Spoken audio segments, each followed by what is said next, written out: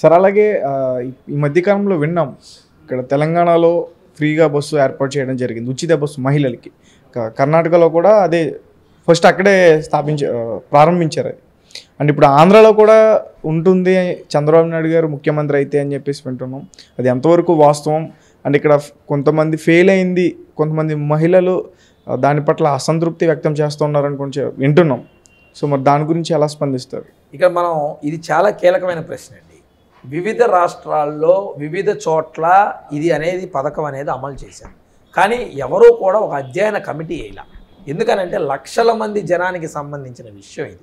చంద్రబాబు నాయుడు గారు ఏదైతే ఒక హామీ ఇచ్చారో ఆ హామీ అమలుకు ఒక కమిటీ వేస్తారు. ఆ కమిటీ వేసి దానిలో ఉన్న లోటుపాట్లు ఏంటో తెలుసుకుంటారు.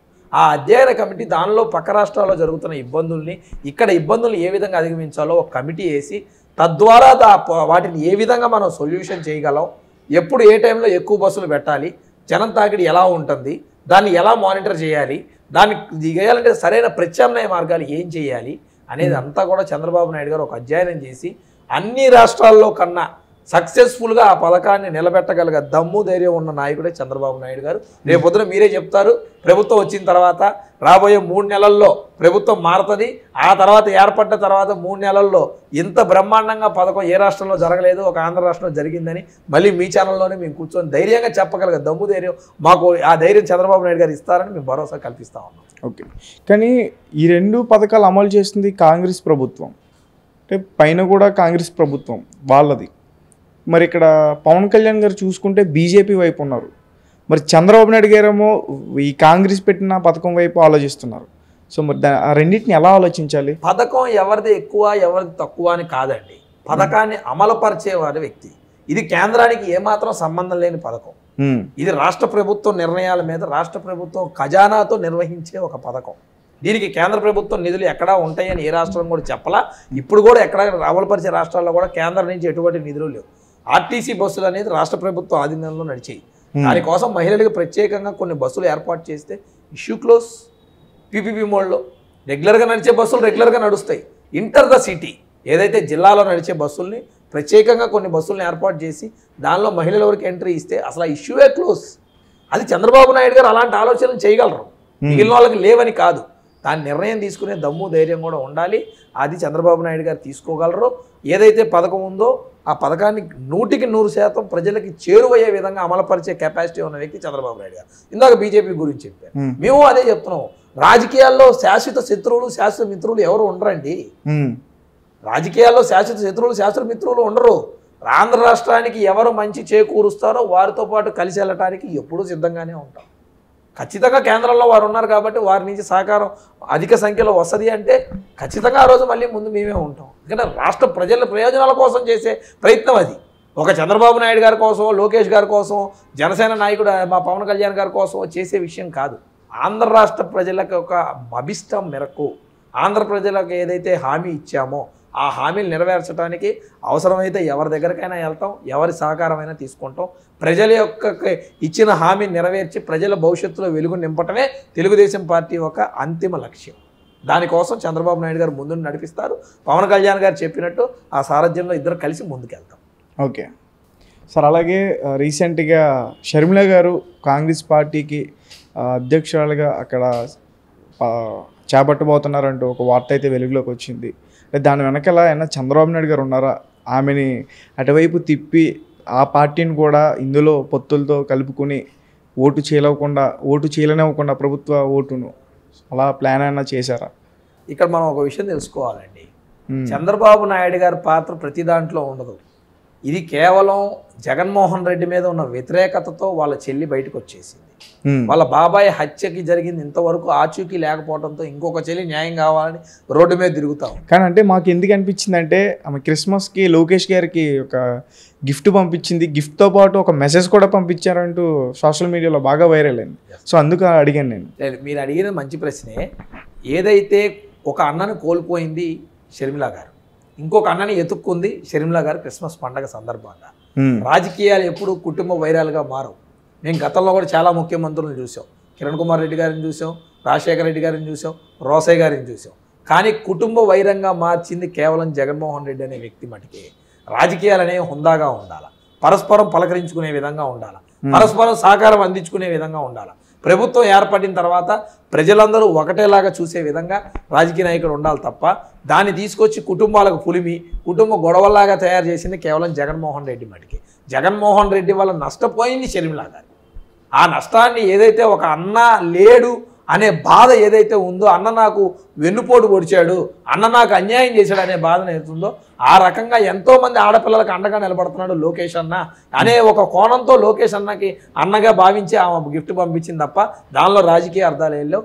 డెఫినెట్లీ ఏ పార్టీ వారైనా సరే రాజకీయాల్లోకి మహిళలు రావటం, తెలుగుదేశం పార్టీ డివైడ్ చేసి ఆ రోజు మహిళల కోసం కోటా ఇచ్చింది తెలుగుదేశం పార్టీ.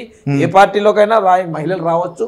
రాజకీయ వ్యక్తిగా కాకుండా వ్యక్తిగా అయినా పార్టీ పరంగా అయినా ఎవరినైనా రాజకీయాల్లోకి స్వాగతిస్తాం, దాన్ని మేము వ్యతిరేకించేది ఏం లేదు. ఇంకోటి మీరు అడిగారు అన్న ఒక పార్టీ మేము వాళ్ళు అనేది, ఇది నేను ఇందాక చెప్పానండి. షర్మిల వాళ్ళ నాన్నగారు కాంగ్రెస్ పార్టీ వ్యక్తి, కాంగ్రెస్ పార్టీ ముఖ్యమంత్రిగా చనిపోయారు. వైఎస్ఆర్ పార్టీ ముఖ్యమంత్రిగా చనిపోలా, కాంగ్రెస్ పార్టీ ముఖ్యమంత్రిగానే చనిపోయారు. సో కాంగ్రెస్ పార్టీ వ్యక్తిగా ఎవరైతే ఉన్నారో వాళ్ళ నాన్న ఆశయం ఏంటి? రాహుల్ గాంధీని ప్రధానమంత్రి చేయడం. అది వాళ్ళ నాన్న ఆశయం, వాళ్ళ నాన్న చెప్పిందే, మనం చెప్పింది కాదు. సో వాళ్ళ నాన్న ఆశయం నెరవేర్చడానికి ఎల్లుండొచ్చు కదా, దీనికి మాకేం సంబంధం ఉంటుంది? ఖచ్చితంగా మాకేం లేదు. కానీ ఒక మహిళగా రాజకీయాల్లోకి వస్తానంటే మేము తూచా చెప్పకుండా స్వాగతిస్తాం, అందులో తప్పేం లేదు. జగన్మోహన్ రెడ్డి గారిని ఇవాళ కొత్త కాదు, వాళ్ళ నాన్న అత్యంత సన్నిహితుడు కేవీపీ. ఏ రోజైనా జగన్మోహన్ రెడ్డి గారికి తోడుగా నిలబడ్డా? వాళ్ళ నాన్నకు అండగా నిలబడ్డది, ప్రాణాలు సైతం లెక్క చేయకుండా పక్కనే నిలబడి 24 గంటలు పక్కనుండే సూర్యుడు ఎప్పుడైనా మనం చూసామా? వాళ్ళ తల్లి ఎప్పుడైనా ఈ క్రిస్మస్ వేడుకల్లోనూ ఇంకెక్కడో కనబడటం తప్ప ఎక్కడైనా చూసామా? చివరికి పార్టీ అధికారంలో ఉండి రాజీనామా చేయించిన వ్యక్తి జగన్మోహన్ రెడ్డి అండి. తల్లి చేత అంత అవసరం దేనికి వచ్చింది ప్రజలకు తెలియట్లేదా? ఈరోజు అంత కష్టపడి పాదయాత్ర చేసిన చెల్లి దగ్గరికి ఎందుకు రావట్లా? మా బాబాయిని చంపేశారా బాబు అని గొడవ చేశాడు కదా. మరి ఇదే రాష్ట్రానికి నువ్వు ముఖ్యమంత్రి కదా, ఎందుకు నీ బాబాయికి నువ్వు న్యాయం చేయలేకపోతున్నావు? నీ కోడికత్తికి కూడా నువ్వే ఎందుకు న్యాయం చేసుకోలేకపోతున్నావు? నీ మీదే కదా కోడికత్తి జరిగింది, నువ్వే న్యాయం చేసుకోలేకపోతే నువ్వే ముఖ్యమంత్రివి. ఇంకా నీ మీద ఉన్న కేసుకి నువ్వే నీ గవర్నమెంట్లో నువ్వే న్యాయం చేసుకోలేకపోతున్నావు, ఇంకా నువ్వే ముఖ్యమంత్రివి. నీ సొంత చిన్నానికి న్యాయం చేయలేకపోతున్నావు, ఇంకా నువ్వే ముఖ్యమంత్రివి.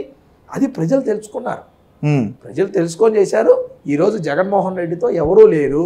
వాళ్ళ నాన్న ఆత్మగా భావించే దగ్గర నుంచి, వాళ్ళ కుటుంబ సభ్యుల దగ్గర నుంచి, చివరికి అతను అధికారంలోకి రావాలని పాటుపడ్డ రెడ్డి సోదర సోదరీమణులందరూ కూడా ఈరోజు జగన్మోహన్ రెడ్డిని చీకొట్టి బయటికి వెళ్ళారే తప్ప జగన్మోహన్ రెడ్డిని స్వాగతించే పరిస్థితి లేదు.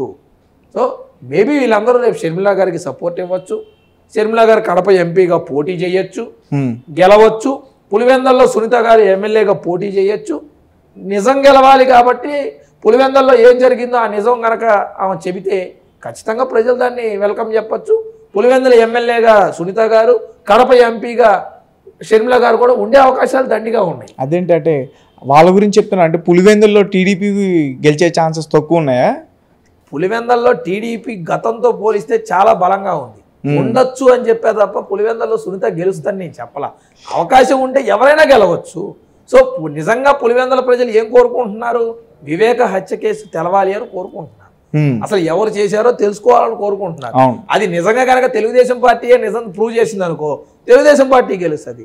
సునీతనే బయటకు వచ్చి నిజం ఎవరు చెప్పిండో, సునీత గారి దగ్గర ఏదో హార్డ్ డిస్క్ ఉందని తేలింది మొన్న ఈ మధ్య. ఆ హార్డ్ డిస్క్ సునీత గారు బయట పెట్టారనుకో, ఆ నిజమే తెలుస్తుంది ఎవరు రైట్ ఎవరు రాంగ్ అనేది. దాన్ని మనం నిర్ణయించలేం కదా. సో గెలుపోవటం అనేది ఛాలెంజ్గా తీసుకోవాలి. కానీ బీటెక్ రవి గారిని ఇబ్బంది పెట్టిన రోజే, పులివెందుల్లో జగన్మోహన్ రెడ్డి గారు వెళ్ళినప్పుడు జనం రాని రోజే, తెలుగుదేశం పార్టీ అధినాయకుడు పులివెందులకు వచ్చినప్పుడు ఏదైతే జనము వేలాదిగా రోడ్డు మీదకి వచ్చారో ఆ రోజే అక్కడ జగన్మోహన్ రెడ్డి పతనం చూసేసాం.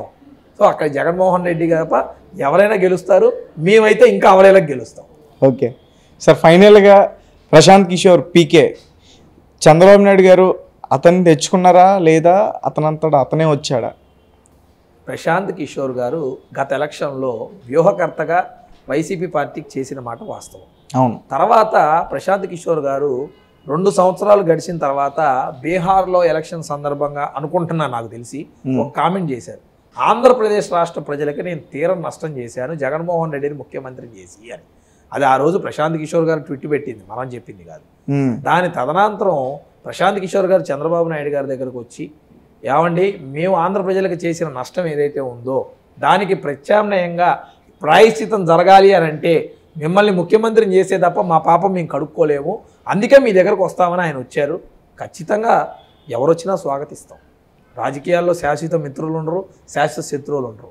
ఎవరు వచ్చినా కలిసి పనిచేద్దామంటే తెలుగుదేశం పార్టీ ఎప్పుడు ఒకళ్ళతో కలిసి వెళ్ళటానికి, ఒంటరిగా అయినా వెళ్ళగలం, కలిసి వెళ్ళటానికి వెళ్ళగలం. ఆ విధంగా కలిసి వెళ్ళటానికి ముందుకు వెళ్తున్నాం తప్ప దానిలో అంతకు మించి లేదు. ప్రశాంత్ కిషోర్ గారు ఆంధ్రప్రదేశ్ రాష్ట్రాలకి జగన్మోహన్ రెడ్డి రూపంలో నష్టం చేశారని భావించారు. రేపు చంద్రబాబు నాయుడు గారిని ఏదైతే ముఖ్యమంత్రిని చేసి ఆ తప్పును కడుక్కోవడానికి సిద్ధపడ్డారు కాబట్టి మా దగ్గరకు వచ్చారు తప్ప అందులో ఇంకొక రాజకీయ కోణం ఏమీ లేదని నేను చెప్తా ఉన్నాను. ఓకే. అండ్ అప్పట్లో ప్రశాంత్ కిషోర్ గారికి జగన్మోహన్ రెడ్డి గారు 500 కోట్లకు పైగా ఇచ్చారు, అమరావతిలో భూములు కూడా ఇచ్చారని ఇప్పుడు కొన్ని వార్తలు బాగా సెన్సేషనల్ అయినాయి. మరి ఇప్పుడు ఆయన 100 కోట్లు ఇస్తే ఈయన 1000 కోట్లు ఇస్తున్నాడని చెప్పేసి వార్త వచ్చింది బయటికి. తెలుగుదేశం పార్టీ ఏ రోజు కూడా ఎవరికి వ్యూహకర్తలకి డబ్బులు ఇవ్వలేదండి. ఏదున్నా వైట్ రాయల్గా ఎలక్ట్రల్ బాండ్లలో డొనేషన్స్ తీసుకునే party Telugu Desam party. Telugu Desam party కార్యకర్తలకి ఎంత ఇబ్బందులు వచ్చినా అండగా నిలబడే పార్టీ తెలుగుదేశం పార్టీ. వ్యూహకర్తలను డబ్బులు పెట్టి చేసుకోవాల్సినంత నెసిటీ మనకి లేదు. ఆయన వాలంటరీగా తెలుగుదేశం పార్టీ దగ్గరకు వచ్చారు. డబ్బులకో ఇంకో దానికో ఆశపడి రాలేదు. అంటే ఇప్పుడు ఆయన వ్యూహకర్త కదా, ఒక వాలంటీర్గా నేను మీకోసం పనిచేస్తా. ఏదైతే ఆంధ్రప్రదేశ్ రాష్ట్ర ప్రజలకి ఇబ్బంది పెట్టానో, జగన్మోహన్ రెడ్డిని ముఖ్యమంత్రి చేసి నేను చెప్పిన తప్పు ఏదైతే ఉందో ఆ తప్పును కడుక్కోవటానికి మీ దగ్గరకు వచ్చానని అన్నారు తప్ప అందులో ఇంకా వేరే రాజకీయం ఏం లేదు.